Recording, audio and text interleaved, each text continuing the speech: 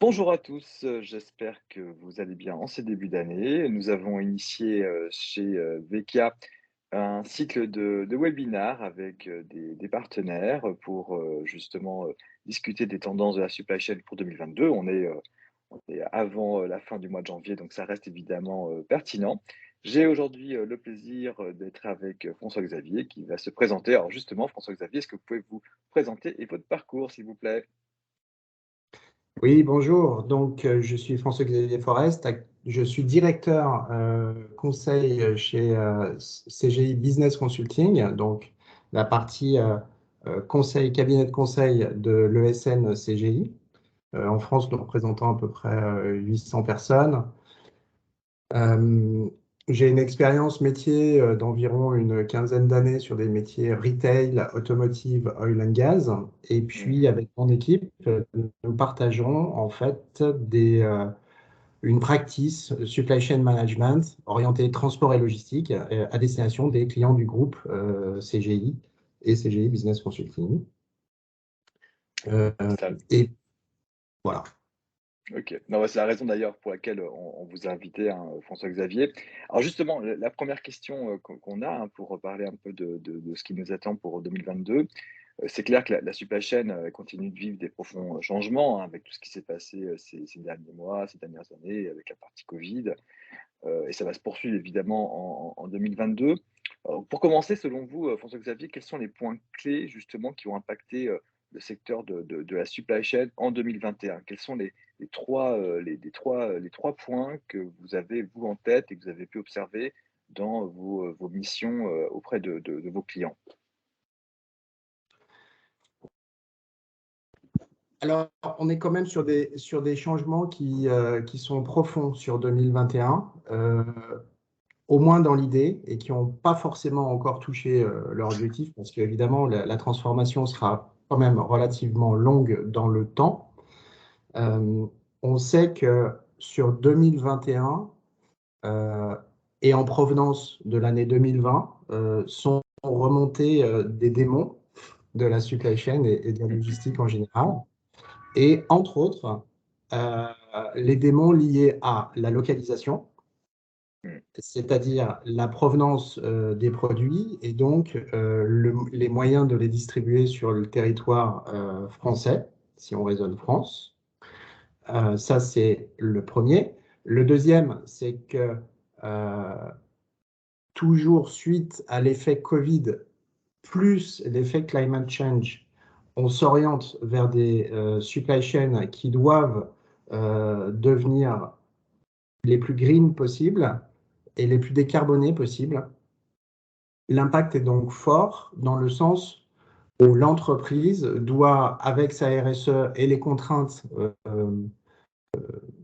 liées aux lois comme les LOM ou les décrets tertiaires, à améliorer sensiblement leur baisse d'émissions de gaz à effet de serre et autres CO2, pour ne citer que cela, puisqu'on a aussi les problématiques eau et les problématiques de biodiversité qui sont liées à toute cette chaîne logistique D'accord, et ouais, à donc l'entreprise vraiment, qui s'en engage.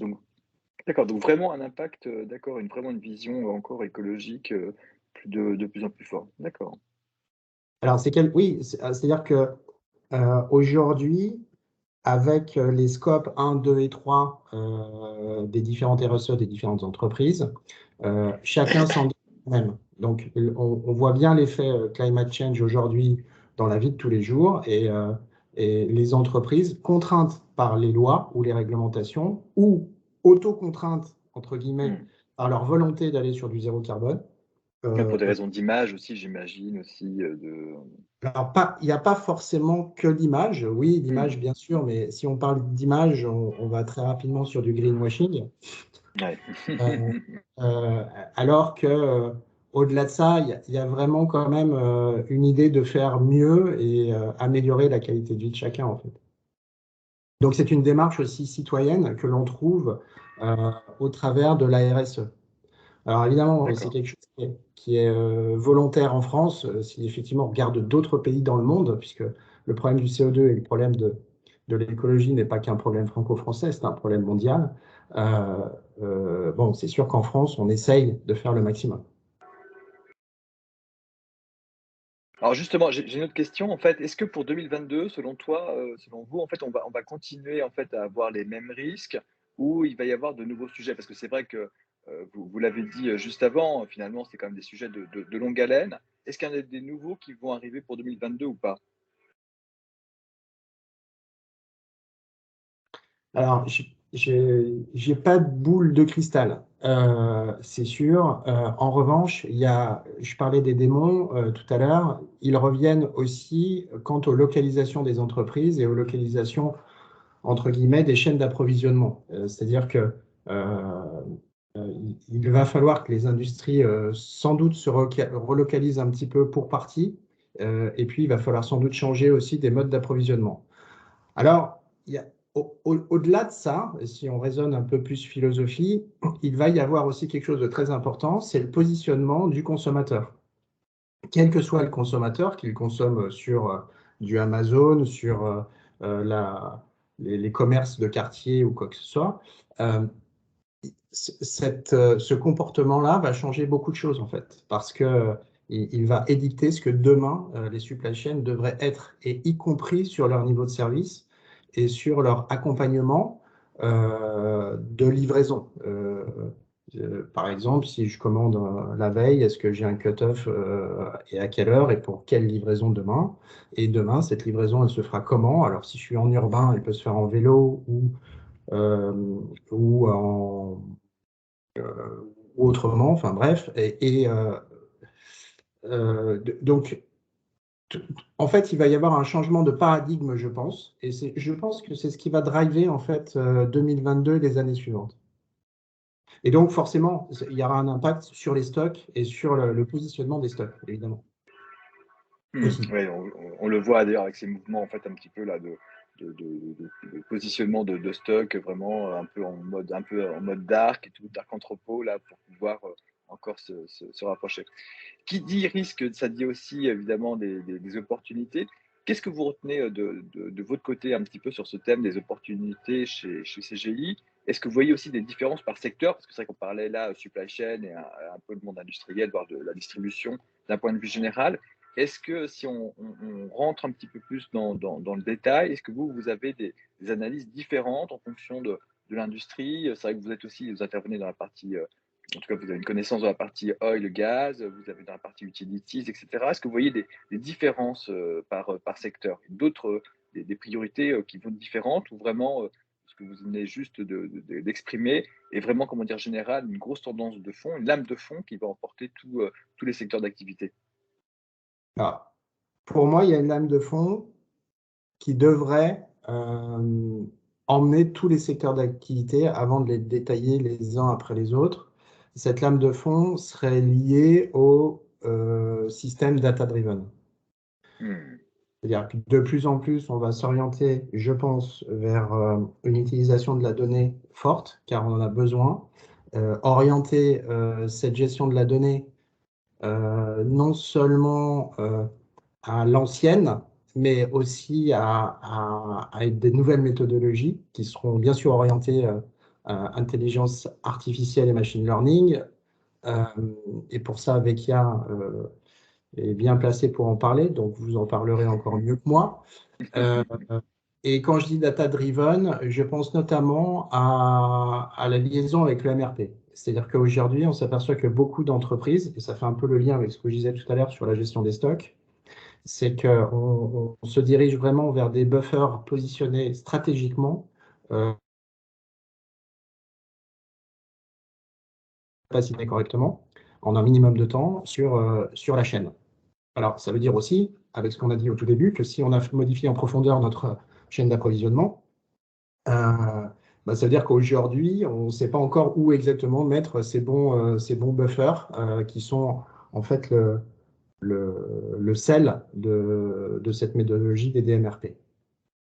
Non, c'est vrai qu'on le Alors voit après, aussi, hein, c'est vrai que nous aussi on le voit pour commenter ce que vous venez juste de dire chez VK, que c'est vrai que les entreprises ont de plus en plus de data, il y a une complexité qui augmente Et c'est vrai que, entre guillemets, des paramétrages un peu classiques ou une approche un peu classique d'organisation, même IT, on y reviendra juste après, François-Xavier. C'est vrai que trop de complexité, en fait, hein. C'est vraiment très, très compliqué de mettre tous ces paramétrages. À un moment donné, dans la partie ERP, il y a besoin de rajouter, comment dire, des couches d'intelligence pour aider, bah, les opérationnels, hein, au quotidien, qui font face à cette complexité, qui doivent faire des arbitrages, comment dire, en permanence. Peut-être justement avec plus d'incertitude, hein, du fait du contexte que vous avez rappelé. Donc c'est vrai que le fait de pouvoir traiter la data de façon intelligente et d'aider, les collaborateurs dans l'organisation apparaît vraiment un sujet de fond, en tout cas de notre côté, on l'observe et dans une approche multisectorielle, que ce soit dans la partie industrielle, dans la partie retail. Voilà. Alors, j'adhère tout à fait aux idées. Et donc, une fois que cette lame de fond des DMRP qui nécessite donc le positionnement stratégique de stock à certains endroits, par secteur, je, je suis modeste en disant que je ne sais pas en fait. Mmh. Euh, S'il y a un secteur que je connais un petit peu qui est l'oil and gas, lui, est voué, puisqu'on parle d'énergie et d'énergie Mmh. fossile, est voué très clairement à se modifier dans les années et dans la décennie qui arrive de façon très très importante. Et cette modification sera fonction de ce qui est capable d'apporter le marché en matière d'énergie renouvelable, nouvelle et renouvelable, aux innovations associées, puisqu'aujourd'hui, il y a énormément d'innovations qui se trouvent sur le marché et qui pourront venir compenser en fait cette décarbonation et cette baisse de consommation des énergies fossiles. On Alors, attend on attend un peu que les courbes se croisent, en fait, à un moment donné. On le sent, en fait. voilà. Toute la question, c'est la capacité à pouvoir rejoindre déjà le point d'équilibre, c'est-à-dire avoir autant d'énergie nouvelle et renouvelable que d'énergie fossile, et ensuite faire la bascule avec le déséquilibre, c'est-à-dire l'énergie nouvelle renouvelable supérieure à l'énergie fossile, pour atteindre un zéro énergie fossile, si tant est que ça soit possible. Si tant Euh, est que ce soit possible. Voilà. Donc, sur ce secteur-là, c'est toute la capacité de notre société à pouvoir imaginer et créer des nouvelles énergies ou réutiliser des énergies existantes de façon pérenne et en quantité suffisante. Alors, ça, c'est pour l'oil and gas. Après, Mmh. pour d'autres secteurs d'activité, on s'aperçoit que euh, d'autres secteurs d'activité comme le transport et la mobilité des personnes au sens large, c'est-à-dire SNCF, RATP pour être plus parisien, et puis sans Mmh. doute d'autres acteurs économiques de la mobilité, s'engagent aussi sur ce schéma-là. Et chez eux, la supply chain est quand même très très importante puisqu'elle mélange deux choses, la création de réseaux ainsi que la maintenance des réseaux. Oui. Et là, on touche encore une fois au nerf de la guerre, c'est-à-dire que pour avoir des installations qui soient qui soient maintenues en conditions opérationnelles, il faut des efforts absolument incroyables. Et c'est là où on s'aperçoit que la supply chain est très prégnante et il va falloir en faire quelque chose à terme. Ensuite, reste la partie distribution Mmh. au sens retail. Et là, j'avoue que j'ai une vision qui est très, très partielle. Ce qu'on voit quand même, et on le voit tous les jours, ne serait-ce que par les publicités, mais aussi au travers des discours des patrons des grandes enseignes, c'est qu'il y a un véritable retour, et ça correspond peut-être au comportement du futur consommateur, vers une économie qui serait plutôt une économie premièrement circulaire, c'est-à-dire Mmh. j'arrive à recycler des choses dans mon quotidien, et puis surtout une économie locale, c'est-à-dire faire en sorte qu'on consomme local et qu'au mois de décembre, on arrête de faire venir des cerises du Chili. Alors c'est Mmh. sûr qu'au mois de décembre en France, on n'aura pas de cerises de France. Euh, mais l'idée, elle est un petit peu là. OK, François-Xavier, merci.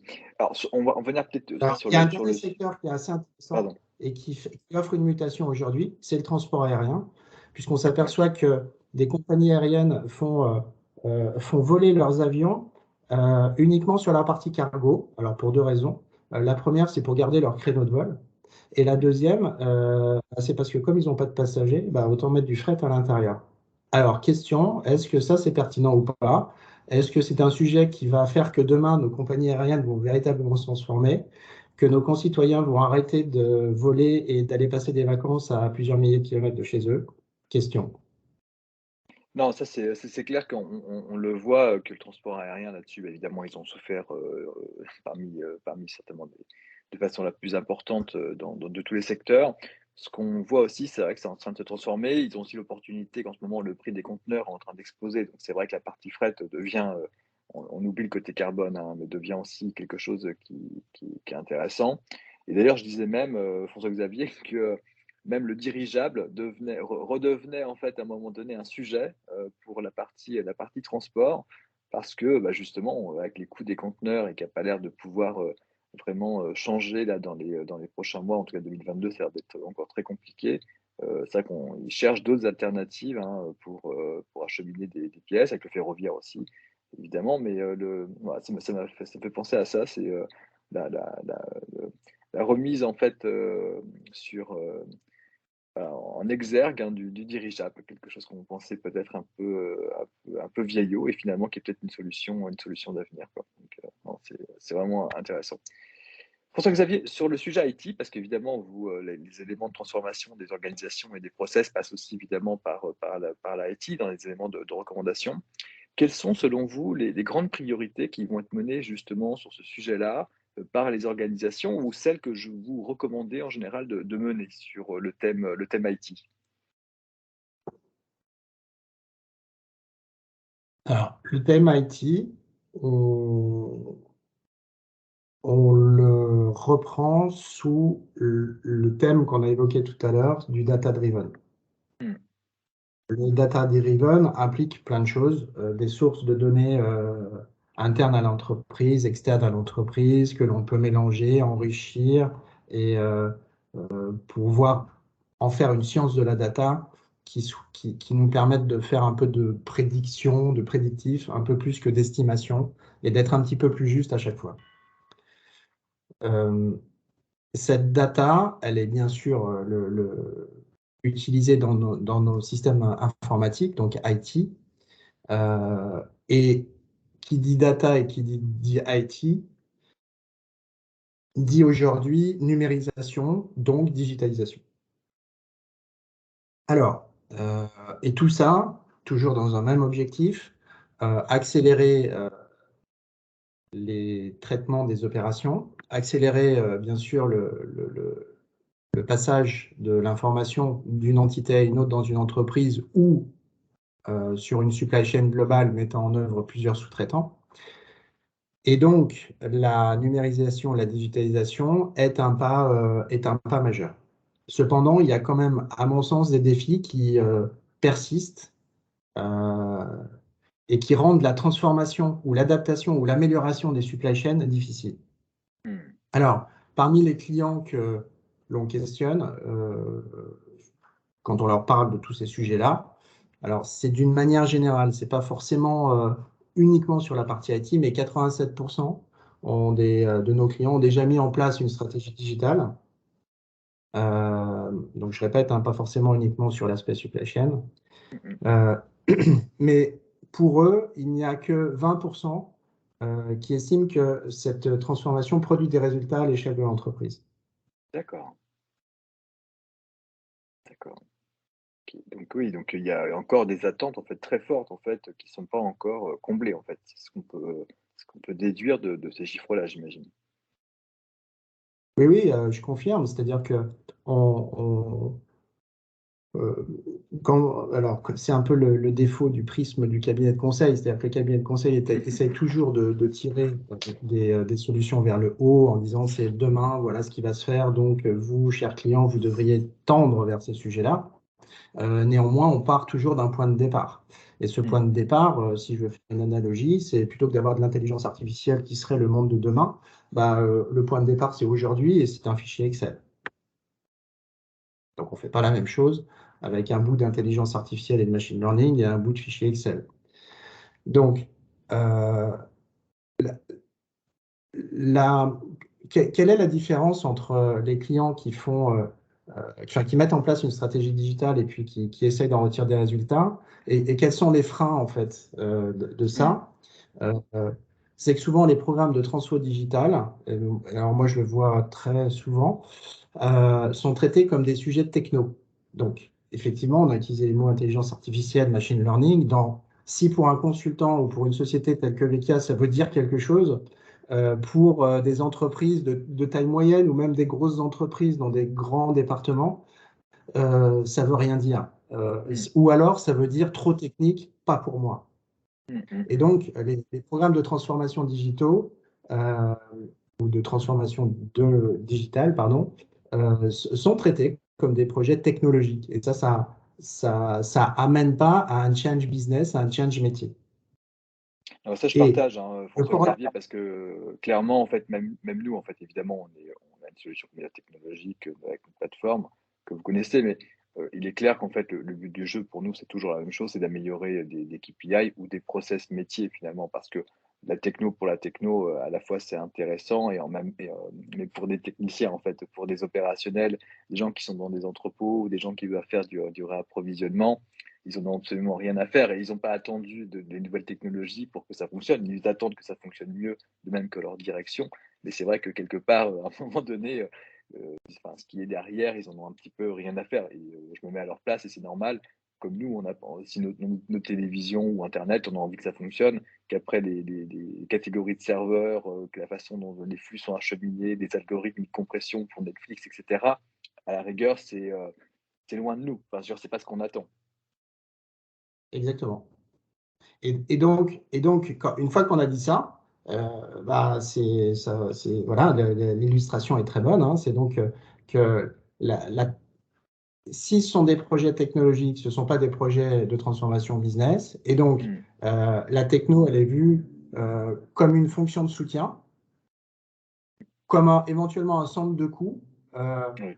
euh, contrairement à de la création de valeur pour l'entreprise. Et donc, à terme aussi, sans doute parce que les ROI, les retours sur investissement ne sont pas faits correctement lorsqu'on lance des projets, euh, les environnements IT sont considérés après comme alors, complexes pour la partie un peu boîte noire que vous avez évoquée juste avant, mais en plus coûteux. C'est-à-dire qu'on va dire, bah, voilà, se lancer sur un projet euh, avec des datas, etc. Voilà, ça monopolise de l'argent, des ressources. Nous, on a la tête dans le guidon, on Mmh. n'a pas que ça à faire. Mmh, Et mmh, donc, là, on perd de vue, en fait, sans doute, le ROI, retour sur investissement, qui n'a pas été forcément bien calculé ou bien géré au départ. non, Et je donc, partage et il faut voilà. porter l'adhésion. Donc voilà pour moi ce que sont les défis qui entraînent ce freinage en fait sur la mise en place de stratégies digitales. Alors, donc c'est vrai beaucoup hein, pour le supply chain management, parce que le supply chain management, on vient d'un métier qui est alors au sens transport, logistique, où il y a beaucoup de papier, beaucoup d'opérateurs avec différents niveaux euh, d'adaptabilité à des systèmes informatiques, même si aujourd'hui c'est assez courant d'avoir un smartphone ou une tablette avec soi. Euh, et donc, on reste sur ce transfert de papier à Excel et de Excel vers des systèmes informatiques un peu plus puissants. J'avais une question, François-Xavier, mais quelque part, j'ai le sentiment que vous avez répondu. C'était justement sur la complexité des processus en jeu dans le monde de la supply chain et leur criticité. Le fait qu'évidemment, c'est pas si facile de changer, mais voilà, j'ai le sentiment que par rapport à ce que vous avez dit, ce que vous avez expliqué juste avant, vous avez répondu à la question. Alors peut-être pour justement pour conclure et aussi d'un point de vue de votre organisation, de ce qui distingue aussi CGI dans sa dimension conseil d'autres structures. Si on devait, enfin, si je devais vous poser les 2 dernières questions, elles seraient celles-ci, en fait. La première, ça serait vraiment les 3 grandes tendances en synthèse, hein, vraiment les 3 grands sujets, que vous allez, traiter, cette année, chez CGI Consulting. Peut-être là où justement vous allez aussi investir, d'un point de vue, réflexion sur comment accompagner encore mieux vos clients. Et puis, bah, en miroir, quelles sont vraiment les 3 recommandations, par rapport au directeur, ou responsable supply chain, qui vont regarder cette vidéo? Quelles sont, selon vous, les 3 recommandations que vous, pourriez, comment dire, partager avec eux? Alors, je me garderais bien de faire des recommandations à appliquer au pas de la lettre. Et ceux qui nous regardent, je ne leur conseillerais pas d'appliquer ce que je vais dire, car tout correspond en fait à leur périmètre d'activité, à leur marché. Vous avez raison. Et je pense qu'il y a des adaptations qui devront être faites par les uns et par les autres sur le sujet. Alors, euh, moi, je dirais assez simplement, en fait, hein, c'est que euh, je parle beaucoup d'excellence opérationnelle quand je réalise des missions de conseil, et je dirais que, quelque part, le secret de l'excellence, c'est une répétition obsessionnelle. C'est-à-dire que, alors, c'est pas de moi cette phrase, hein, mais c'est, C'est une belle phrase, voilà. c'est une très belle phrase. Mais c'est une belle phrase et qui veut bien dire ce qu'elle veut dire. C'est-à-dire qu'il faut toujours essayer. Il faut toujours essayer quelque chose et il faut y aller, par le mot répétition obsessionnelle, pas à pas.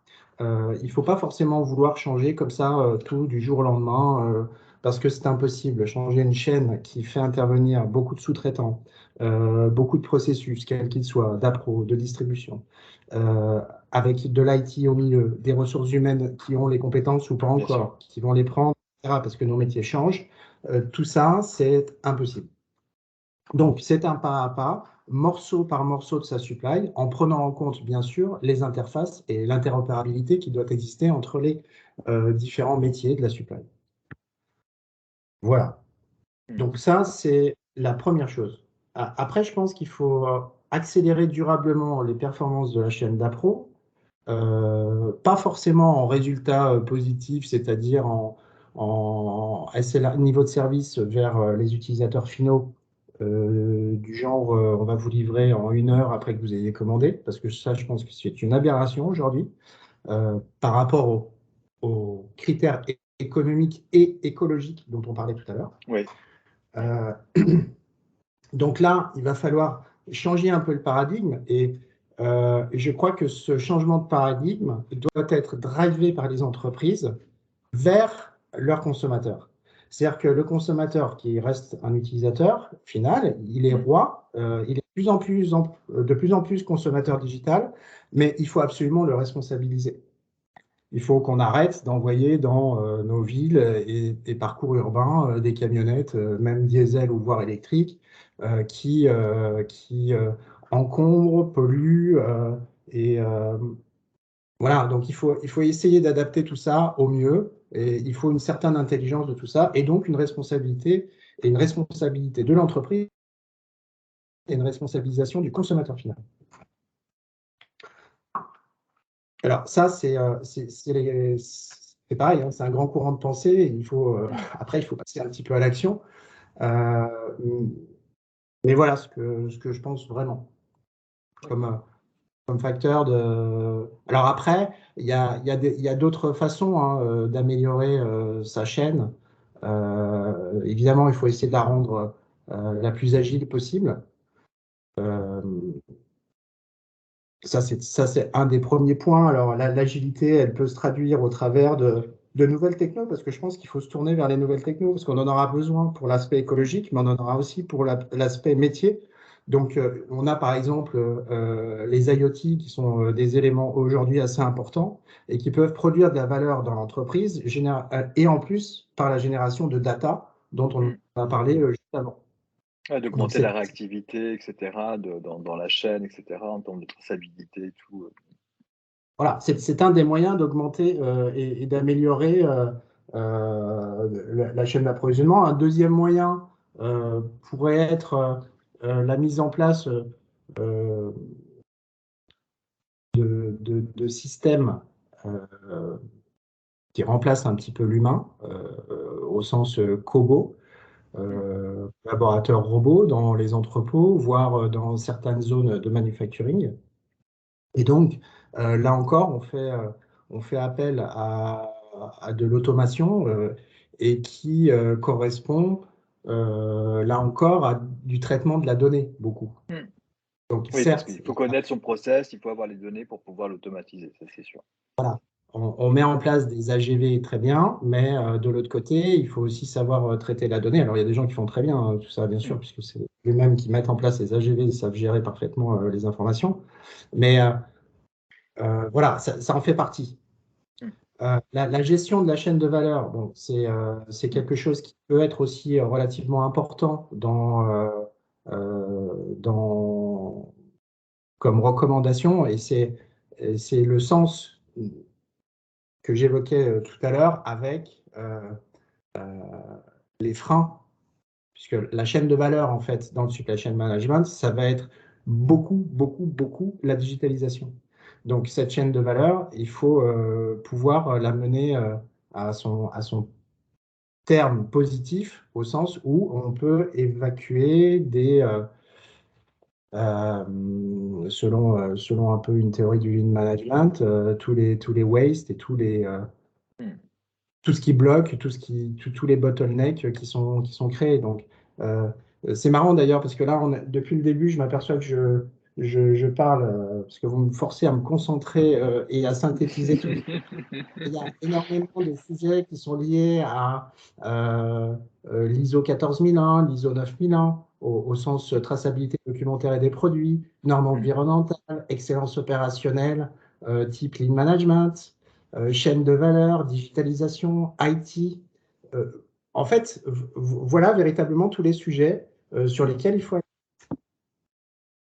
Non, c'est vrai qu'en plus, c'est peut-être là, moi, souvent, en fait, encore une fois, moi, je comprends vraiment le monde de la supply chain et cette difficulté. Enfin, je veux dire, c'est vraiment, c'est dense, c'est un métier, en fait, où tous les jours, potentiellement, il y a des soucis à gérer, il y a des arbitrages à faire. C'est vraiment, il y a vraiment de la complexité, c'est pas simple. Et peut-être ce qui est rassurant par contre, c'est que finalement, sur les trois grands pans, on va dire, la partie des normes, hein, en fait, elles existent, les référentiels, ils existent en fait dans lesquels de pouvoir se confronter et pouvoir s'améliorer. Les méthodologies donc associées aussi, hein, vous parliez des normes, la partie Lean également.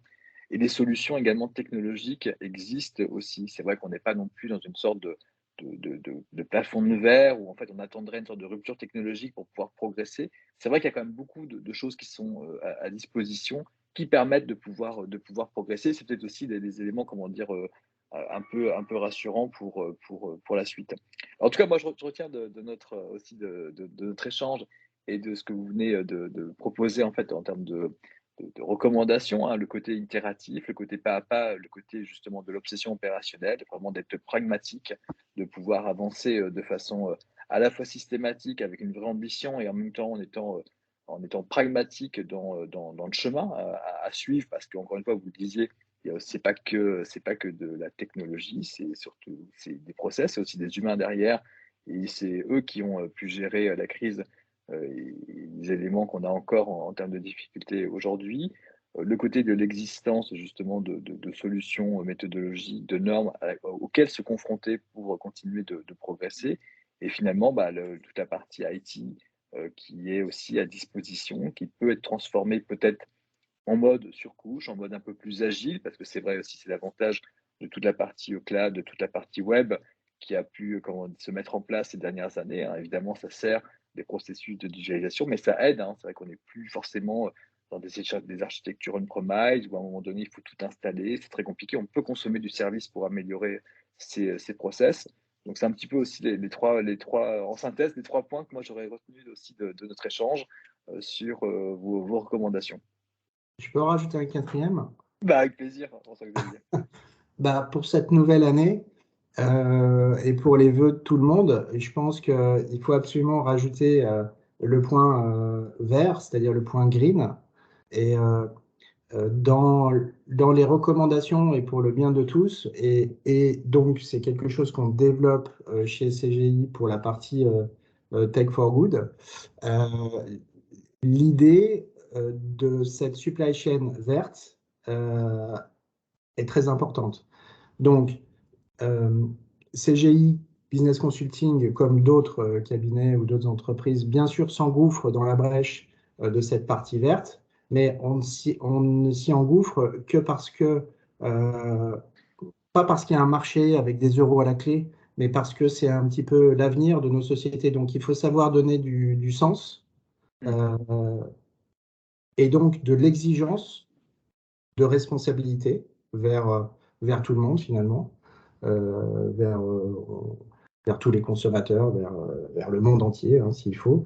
Et donc pour ça, CGI Business Consulting propose son assistance, bien sûr, aux entreprises de tous bords au sujet, alors pour ma partie supply chain management, pour cette partie verte, mais sur d'autres sujets aussi.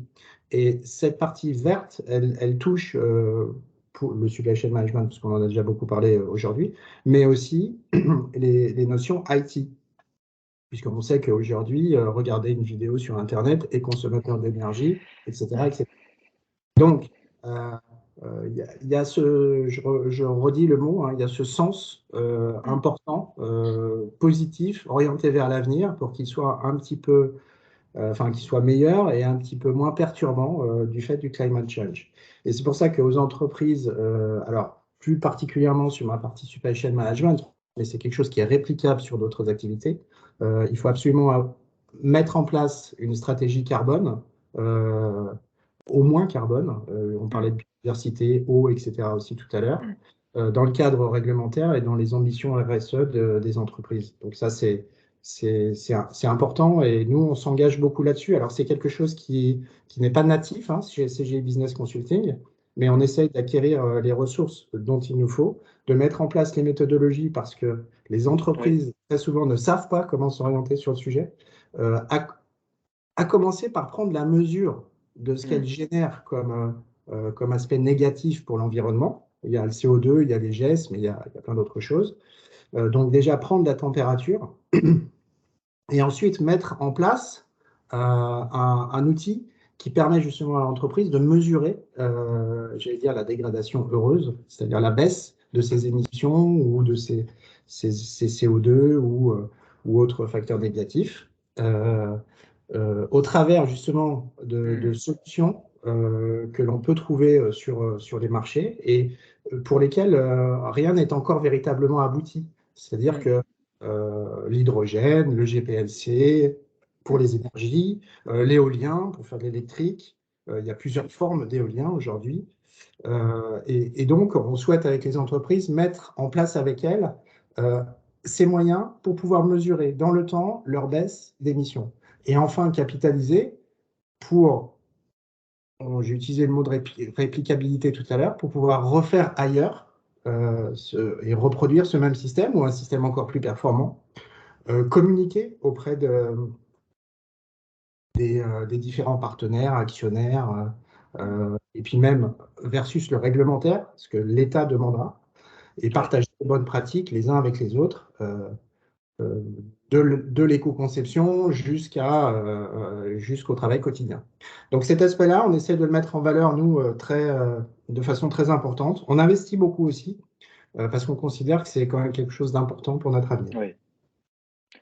OK, bah, écoutez, merci beaucoup François-Xavier, c'est très clair et c'est vrai qu'encore une fois de 2022 et les prochaines années seront sous, aussi l'égide, hein, finalement, seront vraiment, motivés, seront vraiment sous l'influence justement du climate ch enfin du changement climatique, hein, des impacts et je trouve que cette initiative, de recherche de méthodologies et d'outils, pour mesurer parce que voilà, on ne peut évidemment agir que lorsqu'on mesure quelque chose.